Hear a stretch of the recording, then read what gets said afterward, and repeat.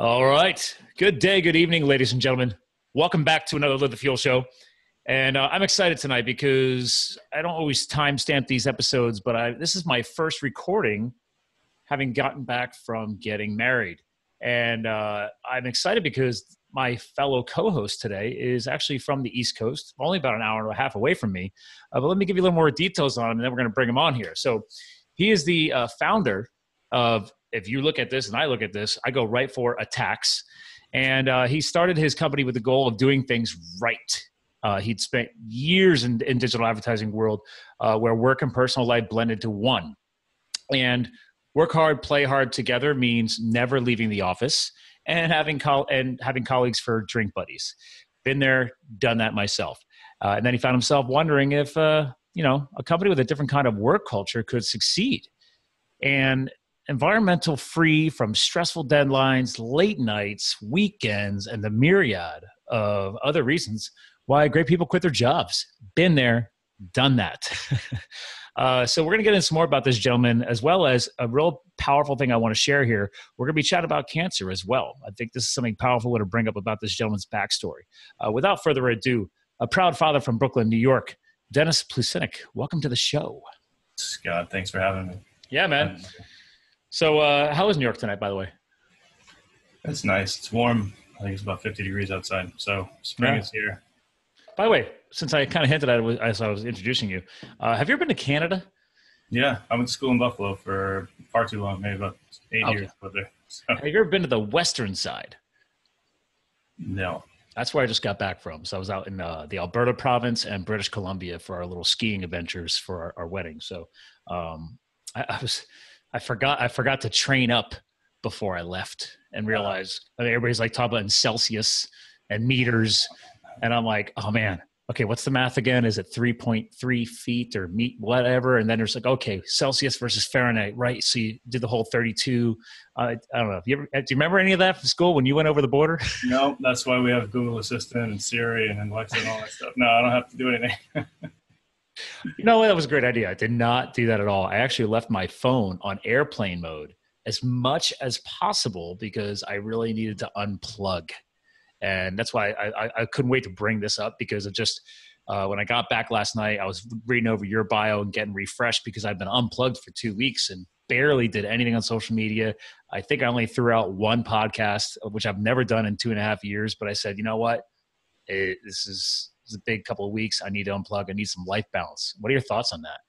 Absolutely. Anytime you can get away from the screen, I mean, read an actual book. Walk away from the internet just for a minute. Oh, well, let's touch on that. Do you have a current physical book that you're touching on lately? I feel like I'm reading a little bit of a mini books. I'm reading a book on paleo diet. I'm reading a book by Rick Webb about how to start an agency. It's called Agency. I'm going to take note of that. I'm rereading How to Win Friends and Influence People every other day. Not literally, but it's a regular read. So I got an audio version of that probably 2-3 times a year. So I'm with you, man. I'm with you. Yeah. I think he sold it well. I think he says, this book you want to read over and over again. And just because he said that, I do it. And I go, I think he expected me to do it, but I hear that from everybody. Well, I think that's a great point to pause on, right? Is, we're constantly learning things day in and day out. And as you hinted earlier, you could be just asking Siri questions or your Amazon computer speaker thingy or whatever, which by the way, I haven't bought any of those things yet. And, but I think the point there is that things connect and mean something differently to us a year later, 2 years later, 3 years later. Have you noticed that when you've gone back and reconsumed that book? That one, no, that's a classic. Always remember people's names, be sincere, compliment sincere. Like those are just founding principles. Okay. I find it hard to do that.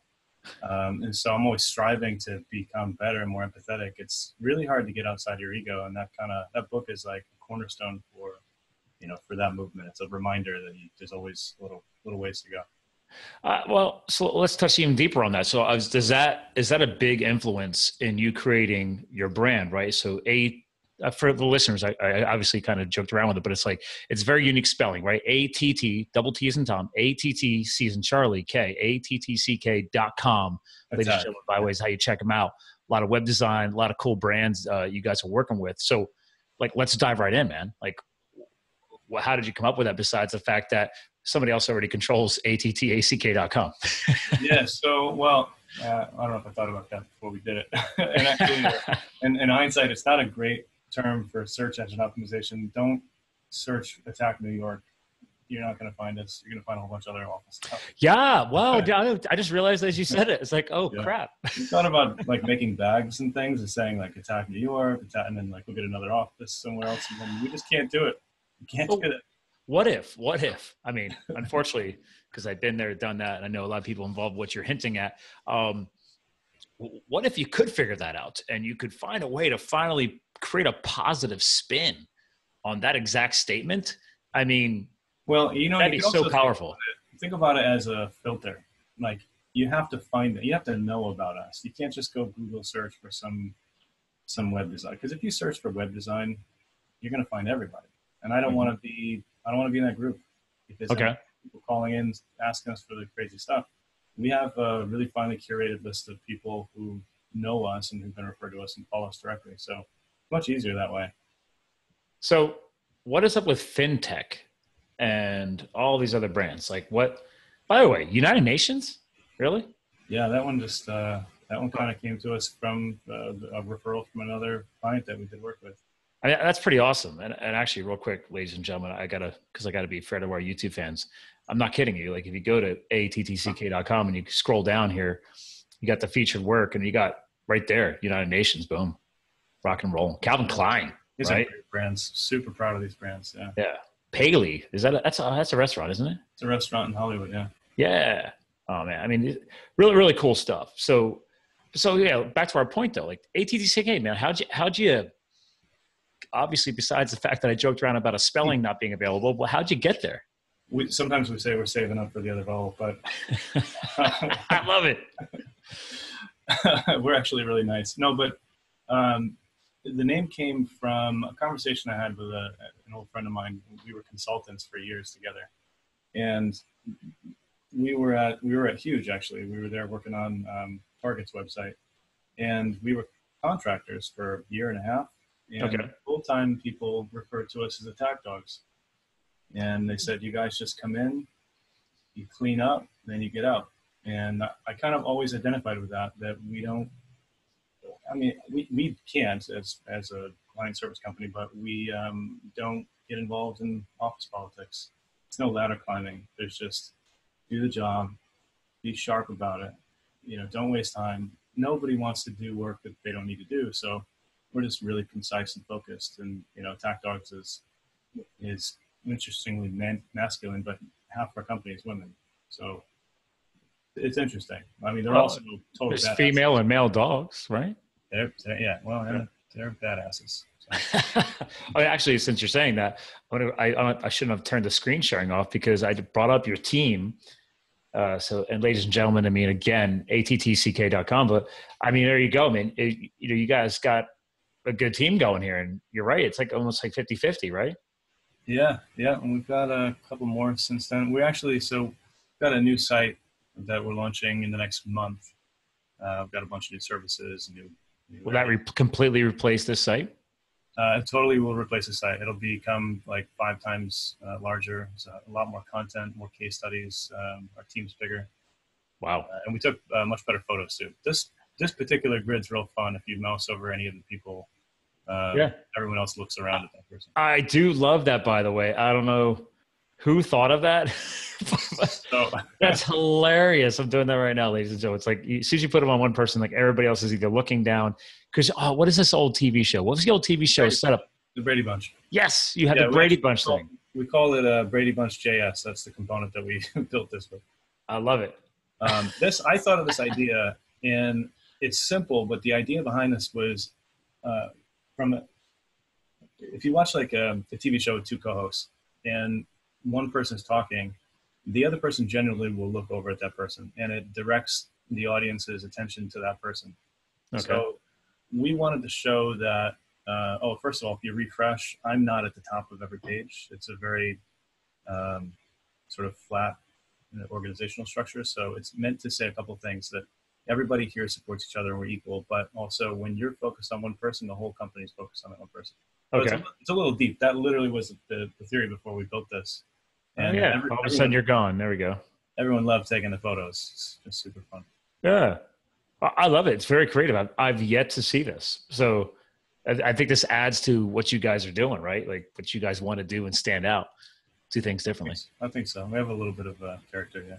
So do all of your team, because like some of your bio, right? So does all your team understand where I get you, dude. Like, I mean, I know we are just meeting, but like, again, I've been in the corporate space. So have they all been there? Have they all, I don't want to use the word suffered, but I'll just say learned. We have all suffered in one way or the other. from those environments. Yeah. Actually, that's another good point. A lot of the people on our team I've worked with personally. My producer, Gary, I've worked with him for almost 10 years. And everybody else has been through the agency world, either through Huge at one point or Dentsu, our art directors from Dentsu in Japan, actually. Okay. And a variety of other consulting companies, IBM, Sapient, Razorfish. So I'm geeking out right now because I love the whole concept here, but is everybody is it like an employee-owned company, or is everybody like contractors? Like, how's you guys' relationship? So I own the company, and we have a variety of full-time W-2 employees and some 1099 employees. Cool. Okay. So you have a balance of both. Yeah. I think we have 7 W-2 employees and several other 1099 employees. And we have a variety of contractors. We have a big network of people who sometimes a company will call us and say, hey, I need a rock star dev for this one contract, and we'll go out and find them because they know they like to work with us. They like our and then you got some like regular retained ones that you just trust and you're like working with, and you don't need to make W-2s. We don't work with anyone who's not proven. Mm-hmm. So we're small. It's hard to scale. You can't make this 100-person company just because you have to be very tight, and everyone's got 15 years of experience. That's also impossible to find. Yeah, that actually is impressive. Wow. So that you average of 15 years per person? I'm over 20 now. Gary's been in this business for decades. Sarah, one of our developers, was in an entirely different field and switched into development. She's also a graphic designer and just incredibly multi-talented. Everyone is very experienced, and I think we're fortunate that way. But it's kind of by necessity. We used to have people who were very junior, and we thought we could train them and show them the way, and that didn't end up being the case. People make mistakes. They need more oversight than we were able to afford. And ultimately, once they became elevated, they left and went to another job. And I did the same thing when I was younger. I can't blame them for that, but it wasn't the model that really worked out for us. So we have a real tight group of people who are self-managed, and we can trust that they're all experts in their field. So everyone in our team inspires me. That's like the main requirement is you've got to do something that's incredible. I've got to go to them for advice. I can't be the smartest person in the room, and I never am. Yeah, I like that, because a lot of what you're describing right now makes me think of what's the TV show? I'm not a big TV guy, but we don't have cable. I think it's like a Hulu or whatever we're doing. Just to kind of like take a break sometimes. But my fiance, wife now, I've been saying that for a while. Still gotta get used to that. So my wife says she loves the Prophet. I haven't watched that. Yeah, you know what I'm talking about though. That basically investor.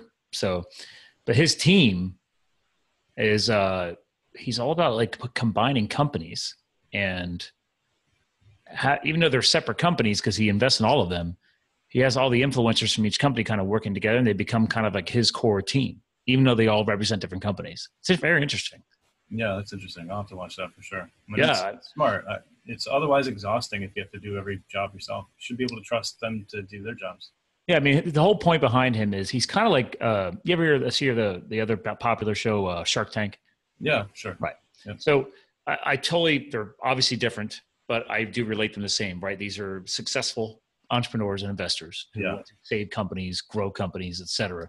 And they just want to get rewarded for it and have a piece of the pie. And that's kind of what he does. Profit's like kitchen nightmares for business, I think, right? You know what? Never thought about it that way. Interesting. Yeah, possibly. I mean, basically, there was a couple companies near where I live here that were saved by him. Like he invested in them. They're not fully saved. I'll just leave it at that. They still got their works to do, because I got buddies of mine that works for one of them, and he can't save everybody. Yeah, for sure. But in the end, like, they're looking for cash flow, and they're willing to sacrifice, maybe 20% of their equity. Yep. To bring on somebody who has his infrastructure. And he's been smart about it, because now he can play the companies he's invested in, like your team members, they can be played off of each other. So then as a cohesive effort, now it's like, oh, wait a minute, I have this one logistics strength company. I have this ads company that I saved or worked with. I have this, marketing or sales genius guy who, he's got his own company, but I'm going to take his brain and help, save this other company with what he knows from a, branding aspect or whatever, merchandising aspect. So it's interesting to see how be smart about it, right? You don't know everything. You got to play to people's strengths. Brilliant. Yeah, absolutely. But you also, like you said, you don't want to have 100 of them. Yeah. Well, it's hard. And also one of the main purposes of this company is, I don't want to say the main purpose, but one of the things that I wanted to do is work with people who I liked.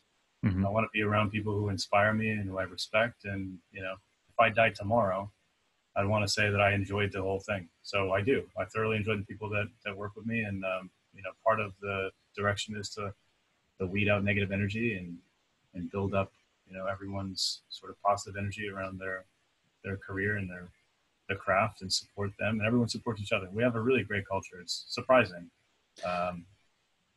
Compared to other teams I've worked with, where ego and disappointment gets really quickly involved in a project. It starts going downhill, or you slip timelines or something like that. The hardest thing to do is to stay positive in a difficult environment. And we do that surprisingly well as a team. Yeah. Well, so how long has this company been going on now? We are just over 4 years. Okay. And so let's talk about that whole, you kind of just toss in there, like, if you die tomorrow, you would feel proud of it, right? And then obviously let's go back to the intro, right? Like, hey, I kind of hinted at this cancer story, your a proud father story. So like 4 years ago, the company was built, but obviously a lot of other stuff was going on even before that, right? Yeah, that's right. So let's dive in. I'll give you a quick backstory, and maybe we'll slow into it. I was consulting in Huge, and my wife was pregnant, and I was working throughout the summer, just like 18-hour days or something. Just, I was contracting actually for several companies, and just trying to sock away money just to save. I knew I was going to need it. I didn't know how bad I was going to need it, but it was good foresight. And I got diagnosed with testicular cancer, and my daughter was born on November 2nd, which is the date Sandy hit New York. I think I had one surgery before that date, and then I had 12 weeks of chemo after that. What was that, 2012, right? 2012, yeah. Yeah. So 2012, I was out. I stayed home, did a little work from home, did a little soul searching, a lot of sleeping. Came out of that in February, clear, but I went through another voluntary surgery, which was an incredibly invasive surgery, and came out of that March 13th, 2013. So I've always thought weirdly 13 is a funny number to have as my lucky number, but it ended up being March 13, 2013 was the date they gave me the all clear. So, hey man, that number's been through a lot. If people like you could turn it into a positive spin, do it. My lucky number. We can't always choose them. Shortly after that, I just realized like life is short. So I started running, since run 2 marathons, started this company maybe a year later. I kind of had to get back into the swing of things. I contracted a little bit after that, but I basically started laying the groundwork for this company while I was contracting. Wow. Left my last contract and just same day started this work, created the brand, and then just took off. So the contracting piece, I love tapping on the lifestyle components here, right? So can you thank the lifestyle freedom that contract work can actually give you? Because a lot of people are afraid of it. Yeah, absolutely. Or they're scared by it. I came from the W-2 world, even though I grew up in an entrepreneurial family. So I'm just intrigued, how you'd connect on some of that. Yeah, I'm very risk averse. If I'm not sure about something, or if I'm not confident I can carry it through, I won't do it. I don't gamble. Like, I don't play blackjack or anything else. I didn't gamble with the surgery I had. I most likely didn't need it. In the end, turns out I didn't need it, but I couldn't gamble. Did it anyways. Didn't want to come up 10 years later and say, oh, yeah, actually, we didn't get everything and now you're going to die. Like, I just didn't want to gamble that. So, so that's my sort of, my MO is I've got to be certain about what I'm doing. Okay. So does that apply still to this day in everything that you're doing today? And how do you ensure? Because clearly it's important to you, right? So that's why I can hear it. Yeah, so how do you ensure that continues to be applied, I should say? Well, we have a really open environment, and it allows everybody to critique each other, and with the purpose of bettering our experience and our product. So we don't take big risks. We take calculated risks. We discuss it together. We think about, hey, I noticed that when we said this word to this potential client, it didn't really resonate with them the way that we thought it would. So we make a hypothesis. We say, well, let's try to rephrase the way that we do this. We refine constantly. So it's not a gamble to say, let's change our pricing model. It's based on information that we're confident about. And if it doesn't work, we're able to track that and go back and maybe make adjustments. And there's so many elements to a business that you can constantly refine. Sure. And it's always based on as much information as we have. And oftentimes we don't have much information. So I guess that would be more of a gamble, but that's just business. Yeah, I can't tell you how many times I've been in situations where I'm like, I wish I had just a little bit more, or in other situations, a lot more, because sometimes people can't. I'm sure you could join me in celebrating this moment, but like, apparently not everybody knows what they want. and then they expect you to deliver something so amazing off of very little. Yep. Yeah. And I've said for years, I go, you know what? I'm going to use this project as an investment. I'm going to invest back into the company because we end up taking more time to do a better job. We want all the clients to be happy. It's always like, you can't have a successful project if the client doesn't want to work with you again. So those situations, you do find yourself having obviously to invest a little bit more, right? There's more hand holding. There's more. You take less of a margin on your projects. That's what I was tying into there. Yeah. I mean, that's why cash flow, I think, is a big issue with startups, is because you never really know when to take those. But in our case, because of the work that we've done, someone calls and says, hey, United Nations wants to talk to you. And they're happy to. They know that we can help them because we've done great work for people before. That's how we got Harvard. Harvard was a referral from someone who had worked at another organization who we did great work for. And that's kind of how companies can grow is, in other organizations, people don't stay there and employed at that same company forever. They'll go off and do something else. And when they go to the next company, they say, hey, I know this great company, we should call them. Well, that's something I've known for years, thanks to my father. I grew up in an entrepreneurial family. I just didn't want to deal with it. So I just saw the struggle and the frustrations. And as you pointed out, the cash flow shifts over the years. And I brought this up on a couple of random episodes over the years now. And now years later, I can look at that and say, well, that just shows fortitude because you can keep pushing through. But also it shows the opportunity to look at how do you improve? How do you make sure this isn't as big of a struggle next time? What did you learn from it? But the biggest thing that I love about it is that, I'm a huge sales and marketing buff professionally, but you can't beat the power and the free of word of mouth.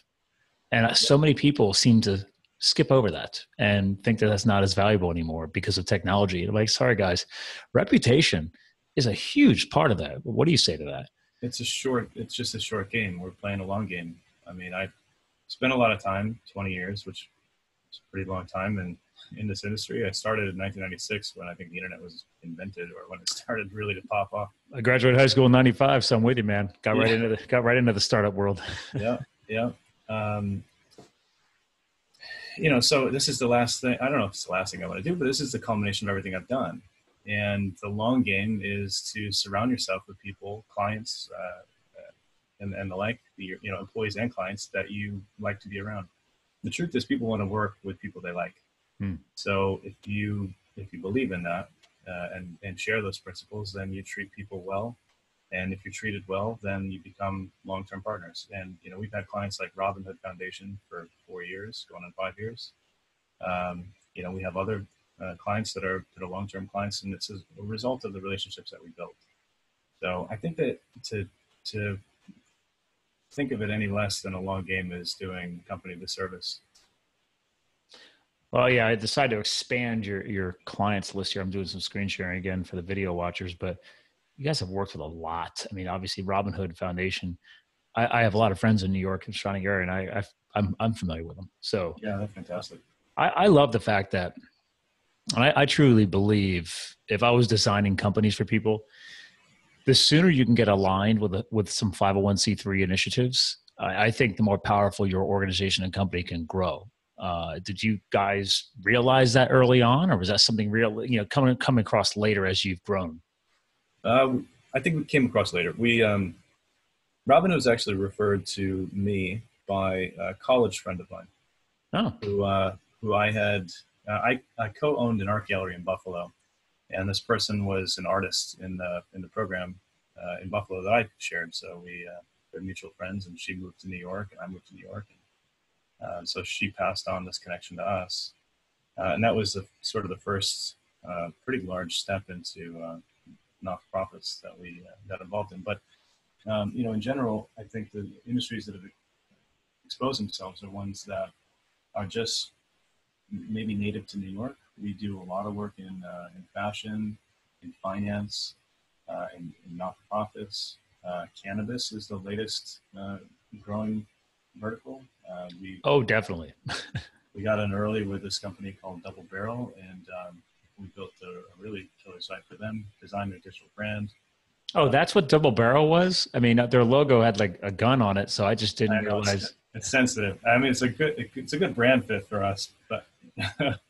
Well, some people find it sensitive. Like I'm not some kind of crazy gun nut enthusiast, but I do respect our laws and what we do. And yeah. I actually have a carry permit, and I don't even own a gun. I just wanted to have the right to have it, and I just been too busy that I'm usually on a mountain bike or going skiing, and I'll go to a target practicing area, and shoot with friends who own them. I just still to this day have not gotten around to buying a gun since I was a kid. Oh, so, interesting. But it's funny how they chose that as their branding. That's interesting. But they're actually full cannabis business. Huh. They had some photo. Yeah, well, they produce a double chamber oil cartridge vape pen, and a lot of the original photos had like models with the thing in their mouth, and yeah, that's a little like, you know what, maybe you should hold up on that. So was that your advice? Well, I think they kind of saw it and they were like, yeah, no, we're not. This one won a bunch of awards, and so we got some recognition there. And as a result, we're doing work now we haven't launched or announced yet, but it's with some of the largest cannabis groups in the country. Wow. Well, and sometimes that's all it takes. I think that's great because, again, you hinted at it earlier. I don't like to skip over ideas. I keep them in my head when you say them. So obviously, the playing a long game, right? Yeah. Everybody wants the short win and the big money up front. Well, if anybody has just a little bit of time, you might want to study the cannabis industry. It's not going away. And I just got back from Canada. The entire country made it legal, right? Recreationally. Yeah. I mean, the state of Pennsylvania where I live now, they've already passed medical. So now we can go out and get a medical card. So it's interesting. In New Jersey, New York, right? So it's like you can get a medical card in Jersey and New York now too. So our forecast is that our prediction, which isn't based on no knowledge, is that we're going to have recreational use in New York soon. Mm-hmm. Could be this year. I support it. When things are done right, I used to live in Colorado after my years of firefighting. I lived in Arizona. California really, I think, really got the biggest ball going years ago, but then Colorado really showed how to launch it much better. And I mean, I remember the first year or two, they had their school system costs for the state, like paid for the next like 4 or 5 years, thanks to proper taxation and how they're managing the system. I'm like, it was amazing. I was blown away. Yeah. I mean, if I had, here's another sort of dimension to my history with cancer is as a result of the treatment that I went through, I had some pretty serious neuropathy, which is, if you're not familiar with it, it's nerve damage at your extremities. It's incredibly painful. And the only solution, well, there's a couple of solutions for it. They're not really perfect. Long and short of it is that as a result of the surgery and that, I ended up getting very quickly addicted to opioids, like within weeks, 2 weeks. And so I have a really close experience with that, and it's very scary. And it was effective, but it's incredibly addictive. And I can see how it's such a huge epidemic because you don't have access to other stuff. I'm a huge supporter of what you're educating us on right now from a healthy lifestyle perspective, because right before I left for our wedding, in January, I accidentally caused a spontaneous pneumothorax, which is a collapse of my lung. So, oops. And obviously it's the medical healthcare system. Automatically, they already had, like, as soon as I left the ER that night and they had the chest tube in me and I got admitted to a room, my very first nurse gave me the full update, and she's like, okay, well, you're already been approved for blah, blah, blah, blah, blah. Like, and for example, Oxy, I was already approved for Oxy. I'm like, what? Like, okay, granted, you did just jam a big plastic tube into my chest. So clearly I'm not comfortable. Right. But you haven't even done surgery yet. And you are already offering me an addictive opioid drug that's at the highest level. Incredibly addictive. I was like, very effective, but oh my God, is it addictive. It's very scary.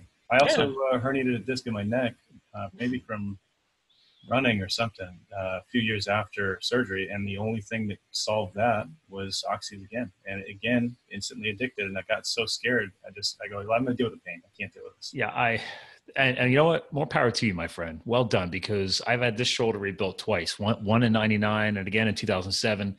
This is beyond rotator cuff. And the very first time they gave me Percocets. And then the second time, 8 years later, it's not Percocet, and then it's not Oxy. It was the one, I think, Vicodin. Vicodin, yeah.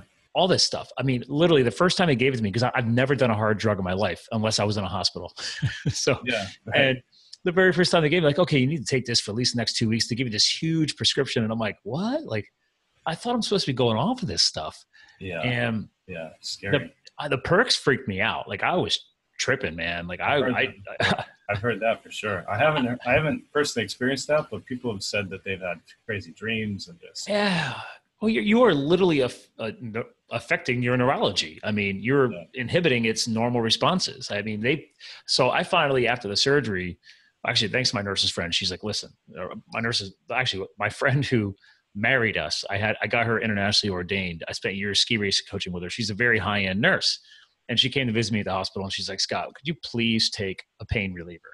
I know you're Mr. Tough Guy, but she's like, you got to take something. And I'm like, do I have to? And she told me about this stuff. It's like so barely entry level into that world. It's called a tramadol. And she's like, Scott, it's just, it's better than Tylenol, hospital grade Tylenol. But she's like, trust me. She's like, you got to sleep. Your body needs to recover. You're a health and fitness nut. You know this. So I said, okay, I'll take that. And then after the surgery, they made me take some type of nerve suppressant, because they had just done all this stuff inside of my chest wall that all the pain was emanating outward. And it, like, this whole chest wall was like, my whole pectoral area was sensitive to the touch. It was very uncomfortable. I bet it was similar to the thing I was taking for the neuropathy. You had to take it for a few days to build up a system. Yeah. And then it helped with that. Like, I had to, it's funny because it's the same thing. Like, literally the 2 drugs I was taking are the same ones we put our dog on when we saved him from cancer on Thanksgiving. Oh, so gosh. I was like, my fiance is a horse vet doctor, and wife. Right. And I got to get used to that. And I was like, wait a minute. I get my scripts, and then I walked into the kitchen to look at his meds. I'm like, they're giving me the same stuff our dog's on. She's like, yeah, you probably don't even have to really get a script. I've got plenty of it in the house. Just take it from the dog. So I was like, this is great. She's marrying a gimp, and our best friend's a gimp. So, like, I'm right. Right. I figured you'd appreciate that. But obviously, we took off one of his legs to save him from cancer. Wow. So he had to deal with some of that nerve pain and everything else. So yeah. I can't believe I forgot what the name of that was. I'm actually glad that I forgot. Someone reminded me the other day. They said, your anniversary just came by. What did you do to celebrate? And I said, I forgot about it. That's what I did. Okay. Out of my mind. I don't live by it anymore. I don't identify with it. It's just something in my past. So. That's a great life lesson. That's good for the listeners, because I'm usually reminding myself, like, I'm always trying to coach people unofficially. to move forward, right? Don't live in the past, right? It's like, listen, whatever happened today, learn from it, move on. But we're all guilty of it. We can easily dwell on something. Yeah, I've taken the lessons. I've incorporated it into how, what the principles of my life. I don't really watch a lot of TV. I don't waste a lot of time. I just don't have time to waste. If my daughter's home, I'm present with her. That's awesome. Yeah. How old is she now then? She's 6 now. Yeah. 6 years. Yeah. So yeah, she's fantastic. And that's, I mean, my wife and I do not want to have kids. Right. So I highly respect people who choose to make that commitment. We've committed to a different lifestyle choice. We're going to be the cool aunts and uncles. Cause like we can still hang out when the kids are cool. And then when they get really annoying, I just hand them back. Yeah. You go take them. You do it. Yeah. Yeah. So I totally get you. I'm not blaming you at all. No. But again, I mean, the cool thing is like you could at least transfer those lessons into your business and your employees, right? Because I think so many companies, if I was a forward-thinking company, I would look to partner with companies like you, right? If I was outsourcing something I needed, digital design, graphic design, doesn't matter. It's not just the reputation. It is, do the lifestyle components for me align? Because I want to know that the people working on my project or my brand are not being like driven into the ditch, getting overworked and just overly controlled by a company that doesn't care about their healthy lifestyles. Is this stuff that you've ever talked about with your team? Absolutely. Yeah. We have weekly retrospectives of the whole company. We go around the room, have a big lunch, talk about what things, call it a compliment sandwich, what things went well for you.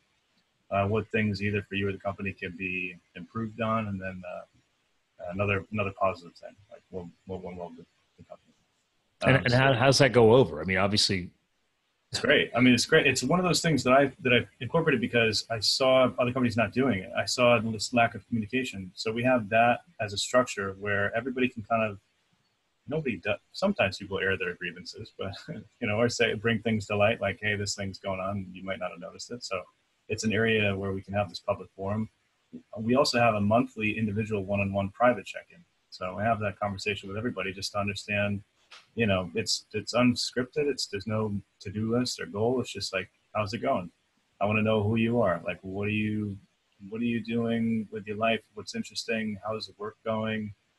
How's your career? Is this, how's the project that you're on going? Like, would you like to learn new stuff? Like, how can we help that out?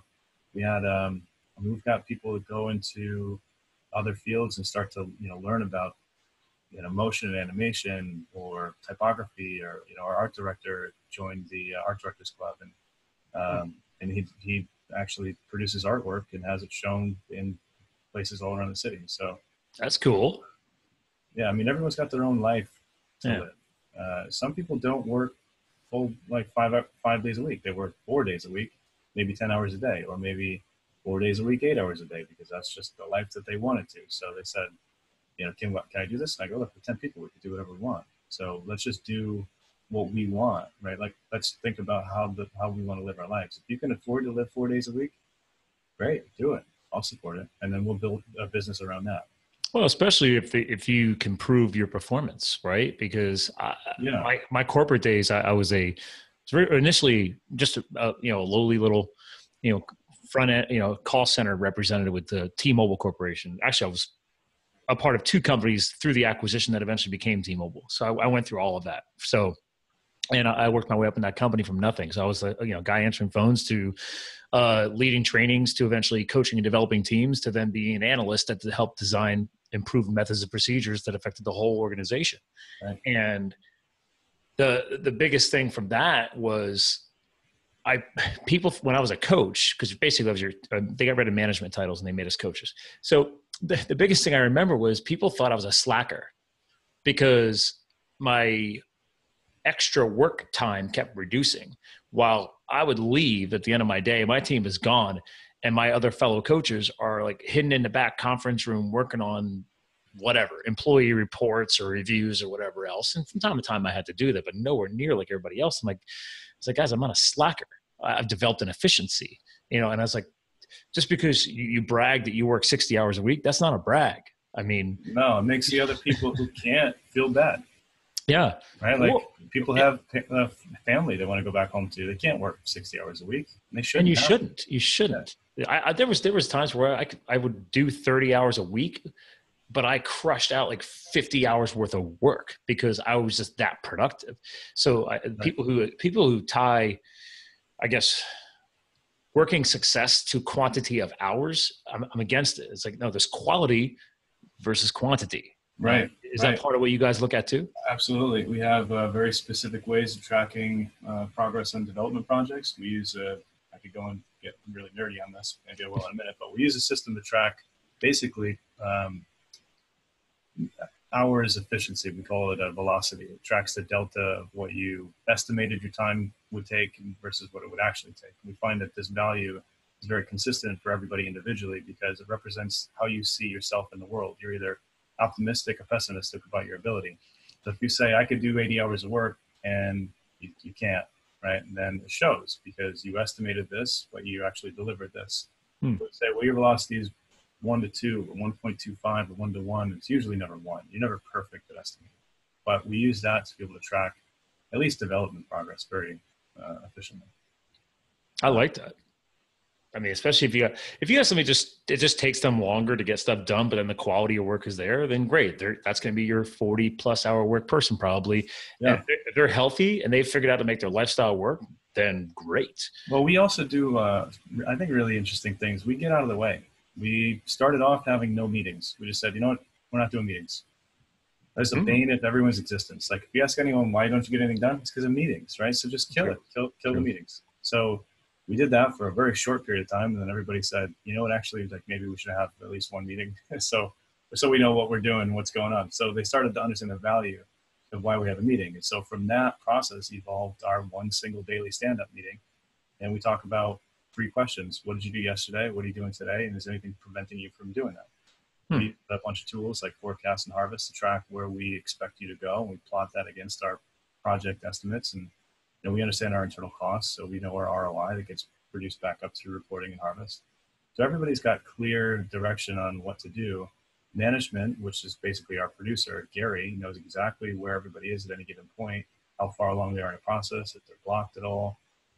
We use Google Docs and spreadsheets to communicate with each other. It's super efficient and hands off. And so for the rest of the day, you can trust that no one's going to bother you. We've got a headphones rule in the office, so if you got headphones on, don't talk to that person. And especially don't go shake them on the shoulder. You'll get kicked out of the office. I'm not a fan of that. They'll be grabbing me and shaking me around, right? So, but also they could be in a state of flow state. I mean, that's the goal, is to get into flow state. It takes hours to get into flow state sometimes, and then even just the thought that you could get broken out of it will prevent you from reaching flow state. Yeah. So time is so protected. I love the fact you actually get it, because there's a lot of people I explain flow state is obviously different for everybody, right? Like I mentally and physically flow differently if I'm doing CrossFit versus mountain biking versus road cycling versus doing a trail hike or skiing, right? There's similarities, but each sport takes me to a different mental place, and there's a different way that I get into that flow. And like on a road bike, I might be barely talking unless I'm in a group of people and somebody wants to talk, then I have to talk. Yeah. Like when you're mountain biking, I'm usually, if we're hitting it hard, man, we're ripping it. But then as soon as you hit to a trailhead or something like that, it gives you a chance to stop. You chat real quick, and then I'm usually the one that gets everybody to keep going. I'm the go guy because I'm already in my flow state, and a few newbies might not understand that. And that totally applies into the business segment as well, because yeah, man, it takes a little while to figure that out. And once people get better at it and they realize what their flow state feels like, they start remembering, okay, what did I do to get to that place? And you start finding a way to get to it. Sometimes it's meditation or whatever it may be, but then boom, man, when you're in it, when you're in the zone. Hey, for sure. That's one thing I found that's very helpful, is to meditate. Yeah. So boy, just to get into your work zone? In the mornings, I'll meditate just to clear my head. I get a little notepad. I'll write down, not every day, but the days that I'm able to, if I don't wake up late or whatever, I'll meditate, and that helps me put down my thoughts and gets me started throughout the day. So interesting. Yeah. I haven't added meditation for the work factor, but I do believe in the noting thing. Depending, you're right though. It's not every day. Some people are like, oh, you don't do it every day. I'm like, no, it depends where I'm at. Sure. But I sometimes I'll do a brain dump. Yeah, I'll do a brain dump right here on my dry erase board. at the end, like maybe tonight, I have all, because I just got back from a wedding and a trip. Like I'm gonna probably do a brain dump tonight and a brain dump tomorrow morning because I haven't done a lot of work related stuff. And friends of mine has had this new startup company idea that I helped them buy the domain for while we were away on the wedding. And I'm like, okay, well, I want to do some research for these guys. So I've already got ideas, but I've been focusing on my work right now. And then, okay, tonight, tomorrow morning, let's dump some new ideas out. And that clears my head. You know, like, great, I can move on to something else. So, yeah. I absolutely love it. I've got a diary that I've been using, not a diary, but a planner I've been using. Same one, 10 years, same system. Nice. And it creates a backlog. You can go. Have you ever gone back over those notes? Always go back. Yeah. So the way my system works is I've got check boxes. I either check it off or I arrow that, meaning that I've moved it forward. Oh. So if I ever have an unchecked or unarrowed box, or maybe I'll exit out if it was canceled or whatever, I know there's still something remaining. So it's a bulletproof system. You just gave me something, because I use arrows now and check marks too, but I've not put them in my journal. Sometimes I'll go like see notes from like 224. Yeah. I have 224 with a list of notes, just bullet points. I'm digging it. I'm liking that. Well, since we're sharing hacks and we're coming towards the end of the show, I got one for you. Sure. You said your office, people wear a lot of headphones, right? They do wear headphones, yeah. Well, actually, Gary sometimes plays music. He's kind of the music master. And Karen actually runs a weekend radio show. So nice. Okay. So you were reading a book on paleo, you said earlier as well, right? I'm starting to get a little more, well versed in my diet. I'm not far into it, though. So I'm the crazy keto guy too. So, but I love the hacks, right? And ways to improve ourselves, even down to the cellular level. So normally, like you tonight, and the people listening don't see this. This is the first podcast that I have not recorded with my Audio-Technica, I call them clamshell headset. Yeah. Because everybody is led to believe, especially with your iPhones, that if you wear headphones, you are removing the EMF frequency influence on your body, especially your brain, right? If you instead of holding your phone up to your ear, they say keep your phone away, right? Oh, I see. Yeah. So but the people are like, oh, well, I'm using Bluetooth. Well, that's BS. You still have electronics, right? It's still frequencies. So these are air tube headphones. So the speaker is actually here in this sphere. This electrical wire ends here. This is projecting the sound through just an air tube up into my ears, into a traditional headphones. That's crazy. And this set actually has a built-in microphone for my phone calls too. So I tested it over my whole wedding trip for phone calls and everything. And the one I'm actually using right now is called, the company's called Defender Shield. And they make a lot of biohacking stuff, not just this, but also special cases for your tablets and your phones and even your laptops. So when you have them sitting on your skin and stuff like that, the whole point is you're blocking a lot of these excess frequencies because they do damage the cellular health. So, sure. So this is the first time. So I thought I'd share that with you because if you think about it, if you're hardwired, you're just sending, it's obviously less than holding your phone up against your ear, but you're just sending current at the smallest level still and on each side of your brain. So you're just like bombarding yourself. See, I would ask now, I'll take it a step further with the sort of hardware nerdery. All right. We're geeking. Right. Use this Aura Ring. Yes. I'm jealous of you now. Track whether those headphones get you into deep sleep better. That's why normally tonight, and actually I've been slacking because I just realized that I'm unpacking. I'm also the blue blockers guy. So yeah, there you go. There you go. Yeah, I think I got my red shift on the screens here. I've got the red shift, but you know what? As I'm talking to you, I literally have 4 pairs of blue blockers sitting here, and I totally forgot to put them on because I've not been in front of a computer for 2 weeks. Yeah, I envy that. But no, yeah. So normally if I'm doing like them tonight, now I have 2 phases. I have this and I have the headphones, and the Aura Ring is on my shopping list. I've been researching it actually on the plane yesterday when I was flying home. So, because 2 of my buddies already have it, and now you're the 3rd. Yeah. And I'm feeling a little tech jealousy. I was wearing the Misfit Shine for, 3 or 4 years. It's a very thin band, and I would wear that to sleep. And I wanted to track my sleep. But this thing gives you way better data.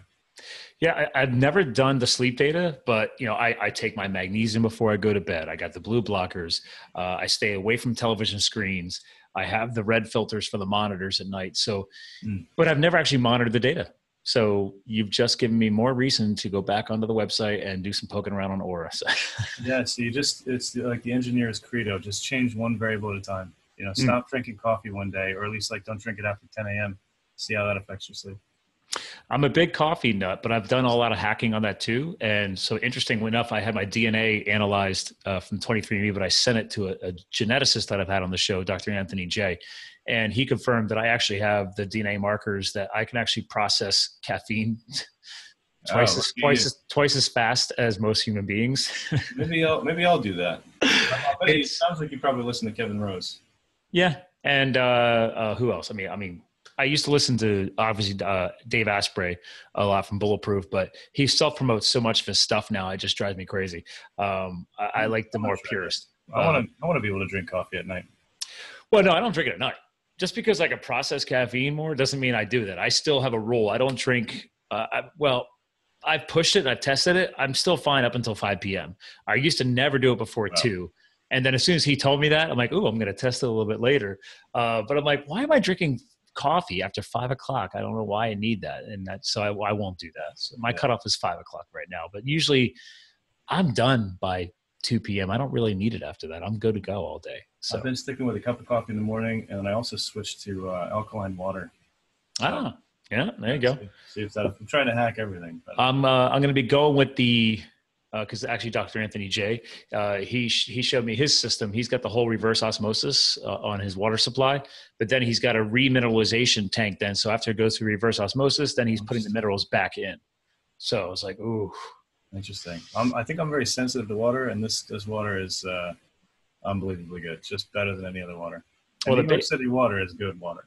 The biggest hack for you is literally at the cellular level is the mitochondria within your cell. Those are the power plants, and water, salt, everything is affected by magnetism. So anything, long story short, I'm 41 years old, and I was in Canada on a skiing trip, and the one woman driving us ended up, we'll just say, connecting with one of my buddies on the trip. But she's a hardcore skier. She came skiing with us a couple of days after the backcountry snowcat skiing day. And she was just like, at the end of the trip, he came back to the house and he's like, hey man, we're hanging out in the hot tub. And he's like, dude, she thought you guys were all in your late 20s because of just how we hung out, how we socialized. And she actually said, she thought I was 29. And I'm like, I'm 41 years old, dude. Like, but thank you.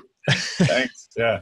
I need to watch my mitochondria again. Yeah. Well, check out Dr. Jack Cruz, by the way. So he was the most viral podcast that I ever aired. God, back on episode 51. And then just because he did so well and I wanted newer listeners to find him, I re-aired his show before I left for the wedding because it's Dr. Jack Cruz with a K. But that guy is he's a neurologist and neurosurgeon genius with a crazy following.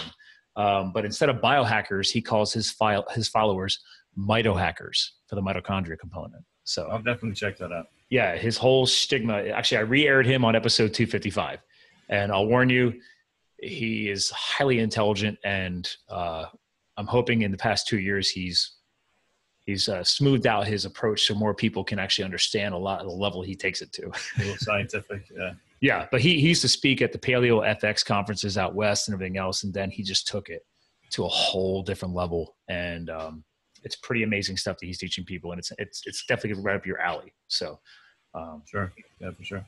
Well, listen, I want to give your evening back to you. We're going a little bit over our time. I want to respect your clock. So obviously, we hinted at it before we started the show, but I'd love to give my co-host the final words. And you've shared so much today, not just about I'm going to sum it up as like entrepreneurial success tips and how to build a thriving company that actually cares about healthy lifestyle balance.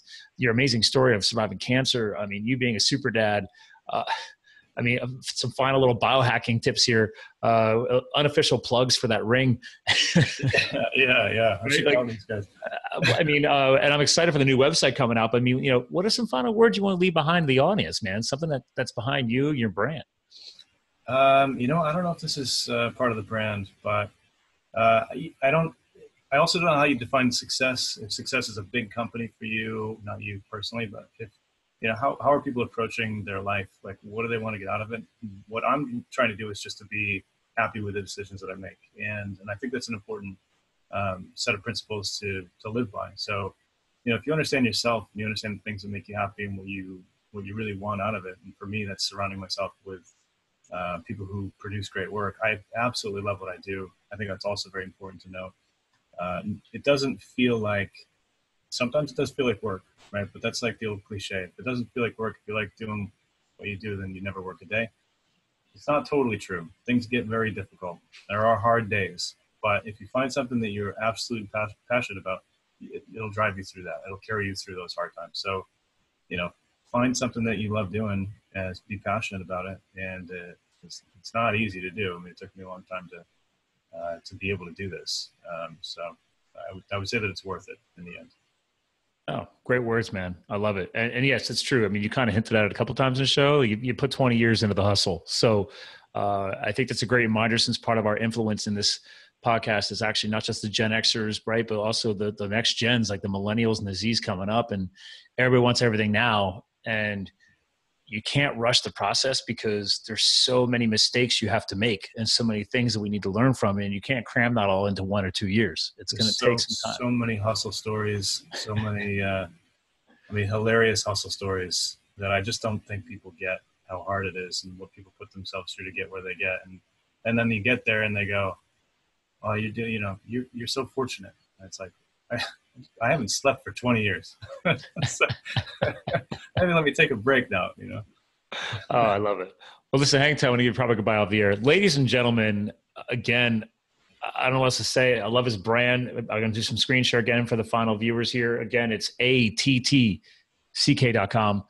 Check them out. Check out all the works that they've done. It's not just obviously what they have on the homepage here.